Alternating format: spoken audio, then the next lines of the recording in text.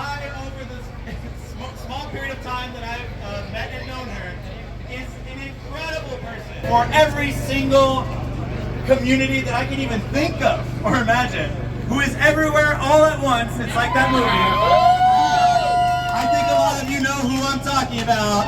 It's Representative Dr. Anna V.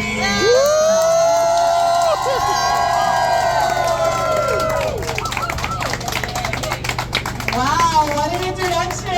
Thank you so much, Lucas. I was like looking around like, who is it? It is such an honor to join you all today. Can we give it up for the Immigrants for Welcome Here Coalition? And the Christian Beer Chamber! Honestly, it's small businesses that make our community so damn special, and it's small businesses that are stepping up to support the immigrant community members. We are not seeing the large corporations host benefit concerts, so they have plenty of money to do so. It's the small businesses that are stepping up, putting their dollar where their values are, and ensuring that they are lifting up the voices that directly impact the communities. And so, let's hear it again for Benny, the Christian Beer Chamber.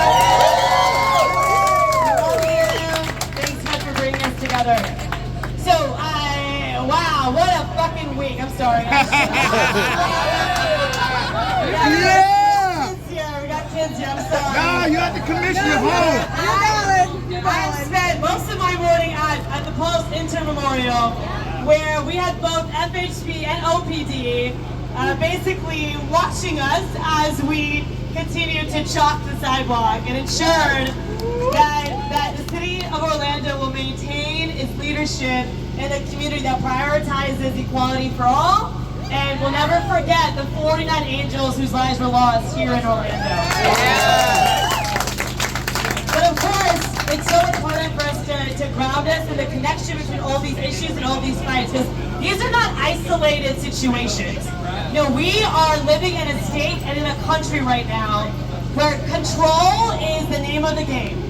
It is controlling what books we can read, it's controlling who we can love, it's controlling whether or not to parent, and it's controlling even how we mourn as a community. And of course, controlling the ability for us to continue to champion diversity as a strength. And when I look in this space right now, we have folks of all backgrounds, all ages, all colors.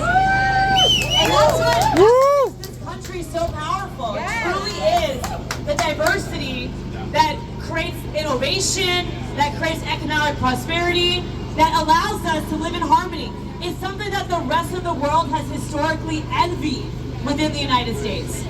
And so we need to champion these values, which is why we must demand that our elected officials do more than just send strong worded letters, that they do more than just put out statements, that they show up when shit gets hard. And I am proud to share with y'all that I am one of the witnesses on the lawsuit challenging the existence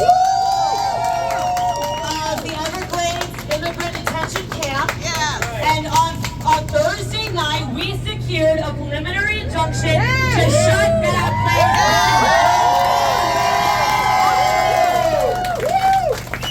down. And this 82-page injunction cited me 3 times. Which is probably why the state tried to remove me as a witness. They knew that I had something to say. And it just goes to show, right, that when we are committed to this work, we ask the right questions, we lead with strategy, we work from the grassroots up, that we can have an impact. But it really starts with organizations like the Hope Community Center, like Orlando Center for Justice. And we have so many organizations who have been leading the charge of immigrant rights for a very, very long time, often with very little fanfare or attention. And they're overwhelmed right now. Every single day, my office receives at least 2 new immigrant cases. 2 new stories of a community member kidnapped from their home, kidnapped from a traffic stop. New stories of folks being transferred from detention facility to detention facility, families having no idea what to do or where to go. And of course, those who are being predominantly impacted, it should be noted, are working class people. These are working class people. They're roofers, they're plumbers, they're landscapers, they're housekeepers, they're farmers. They don't have access to an attorney, they can't afford it. And all of y'all know how much it costs to post bail in ICE, if you qualified, upwards of $8,000 just to post bail. And that's assuming that you even are eligible, because the Trump administration keeps changing the rules and taking away due process. So while we fight these battles in the streets, we fight these battles in the courtrooms, it's so important that our grassroots organizations that are doing the work every single day have the resources to thrive, because they're not getting any government funding. I mean, first of all, with the big ugly bill that just passed, a lot of the funding is gone. Right. A lot of the nonprofits that have historically benefited from support through federal grants are now gone. But for immigrant organizations, they never received a penny.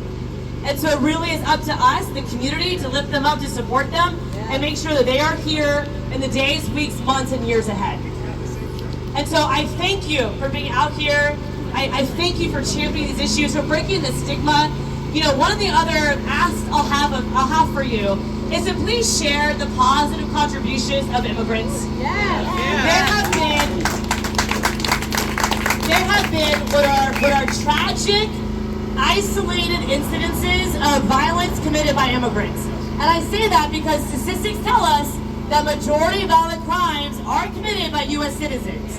Numbers don't lie. As much as our government wants to erase data from everything, they don't lie. And so we have to do our part, right, to lift up the stories of immigrants who've made incredible contributions to our city and our state. Breaking that stigma and combating that misinformation is key to winning hearts and minds. And so lift up those stories of the immigrants in your life. Check in with the immigrants in your life. And right now, folks are scared to even go to work. They're scared to bring their kids to school. That's where we are right now. And so check in with your neighbors, because we are the only people who will protect ourselves. That's it.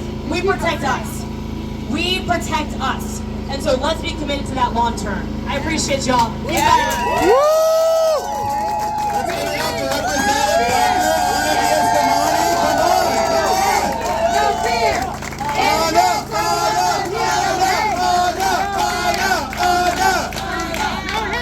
No fear! Immigrants are welcome here, no hate! No fear! Immigrants are welcome here! No fear! Immigrants are welcome here! No fear! Immigrants are welcome here! Y'all, this community right here, you all, look at your neighbors right now. Everybody take a look at your neighbors. You all are the change. And, you know, this person, this next speaker that I'm going to introduce, changed my life. 15 years ago. I've known this person for 15 years. They are not just an incredible friend, not just a family member to me. They are a staple in this community. They are a staple for our immigrant brothers and sisters. Felipe Souza Lazabale is the Executive Director of Hope Community Center, and he is a fighter and an incredible human being. Please give it up for Felipe Souza. Look, I need Lucas to introduce me to every single time I speak anyway, right? First of all, I want to say thank you to the Beer Commission and to Betty. Where's Betty? Yeah, we're here! Betty! Thank you, Betty! Thank you, thank you!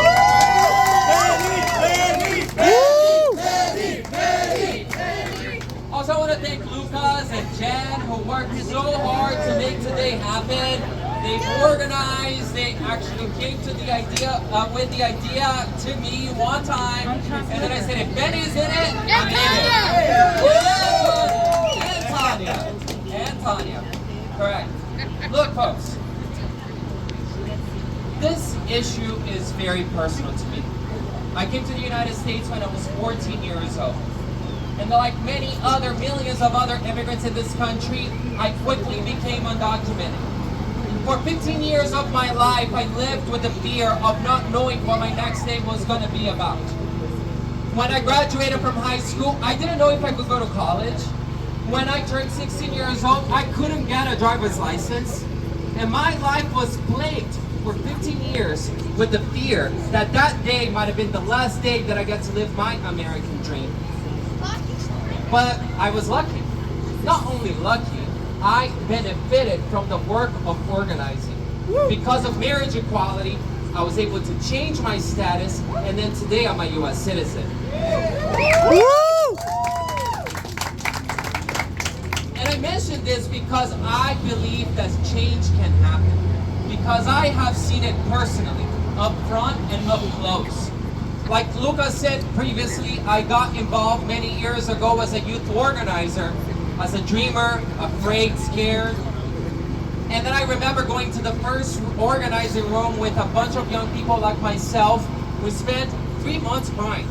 And then at the end of it all, we said, what are we going to do about this?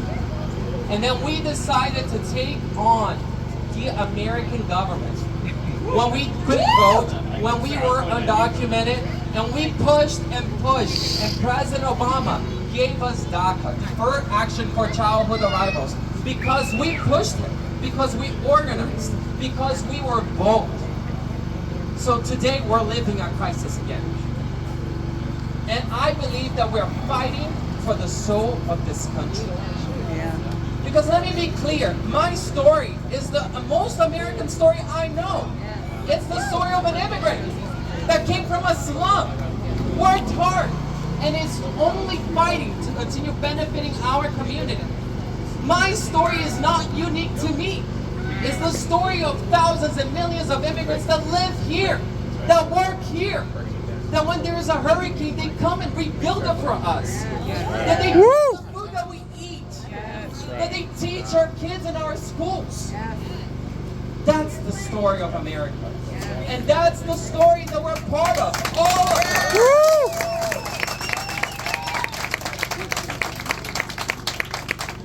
And like Anna said just a couple of days ago, I was just looking through Instagram because, you know, I am a very stereotypical millennial. I spend a lot of time on Instagram.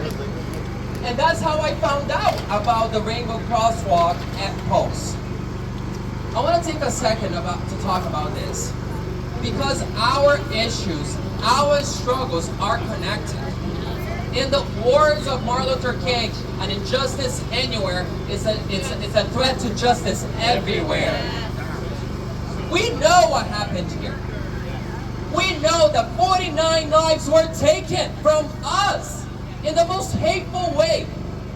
And as a community, we decided to honor them with an interim memorial and a rainbow crosswalk. Yes. So when the governor came and in the middle of the night and painted over, that was an act against all of us. Yes. Against our history as a community, against LGBTQ plus people, against people of color, but most importantly, against the 49 lives that were taken, that we as a community have the right to choose how we honor. Yes. So we're resisting, y'all. Yes. We are resisting in every front. Yes. Because we are from Orlando and we don't take it. We go fight back. Yes. So we've been rallying at Pulse, chalking at Pulse. Some of us are painting at Pulse.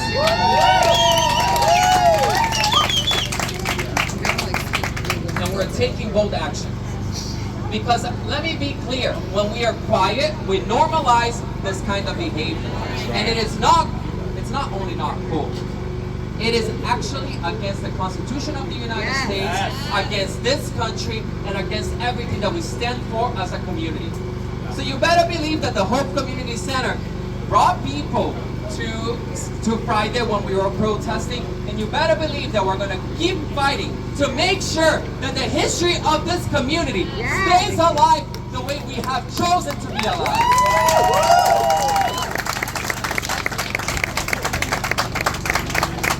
We are here because ICE is terrorizing us. And I want to be clear, this is actually a terror campaign. When people come in the middle of the night masked and take your loved ones, that is terror.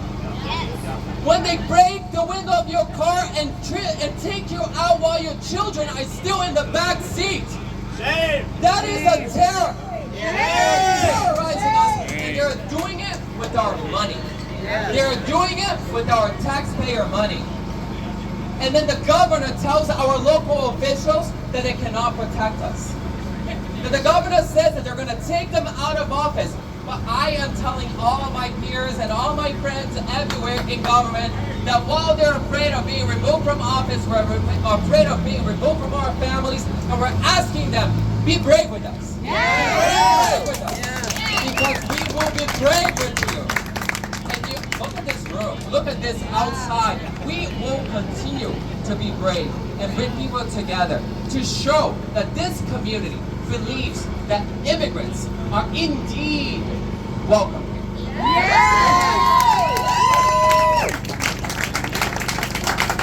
At the Hope Community Center, we serve 20,000 people every single year. And I come to work every single day and I have to be confronted with a little kid who doesn't have a father, who I have no words to say. There's nothing I can tell them to help them feel a little bit better. Or the mother who's asking, how am I going to pay for the groceries now that the person who was working is no longer in this country or detained in our jails simply for driving without a license? Because they are criminalizing our everyday lives. And then they turn around and says that we're criminals. Hell no. Hell no. Hell no. And today is, let it be the beginning of a mark, right? That I am here to recruit every single one of you. This is not my words, this is Harvey Milk's words. Who often start all his speeches with that. But this is a grassroots movement. And grassroots movements work when people like us say, hell no. Hell no. Hell no to the terror. Hell no to the fear. Hell no to the exclusion. That's what we're here to say. I just want to say one more time, thank you. At Hope, we oftentimes ask people to make choices. Oftentimes they are hard choices. Choices that put our own lives on the line. Puts our own livelihood on the line. My husband is here this year. He's all, like when I get out of the house, he tells me, oh my God, are you gonna get arrested? And I tell him, I'm not sure. I don't know what's gonna go down. But you better believe if I have to, I will. Because I am gonna continue to stand for justice. And I know that I'm not alone because this is a community of people like me, like you, who are ready to fight back. So when I say se puede, chant with me, si se puede. Se puede. Sí se puede. Sí se puede. Se puede. Sí se puede. Sí se puede. Yes, we can. Yes, we can. That's a hard act to follow, right? Everybody, one more round of applause for Felipe Souza. Our last speaker before we get to the music, because I know everybody's ready for some beats, ready for some fun, ready for some MCs to rock us. But our last speaker is someone that I met here, right here, who owns this very bar. Our next speaker is a person who continuously brings art, culture, music together in a way that rocks my soul in a very, in an amazing and beautiful way. And he is a staple in this community. Can we all give a huge, huge round of applause for Benny from the community?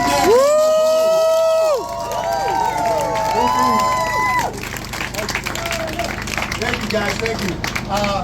I have a hard time doing this on mics, but if you see my Instagram, I do one takes on my videos. It's so weird. This is so weird. That's Nico is, everybody. Yeah, so I want to thank everyone for being here. For the new people that have never been here, enjoy the place. We built this place 5 years ago. Myself, my wife, my mother-in-law, my daughter was born a week before we opened. And a funny story with Anna, I was having a hard time getting my beer and wine license. I was kind of getting bullied. Nope, you can't do it. Nope, you can't do it. It was just like some stupid stuff with DVPR and the county and all this other stuff. So a friend of mine, Alicia, she's like, hey, I'll hit up Anna for you and see if she can help. And Alicia introduced us to Anna. I hit up Anna. Anna did what she does, you know? She helps us out. And so,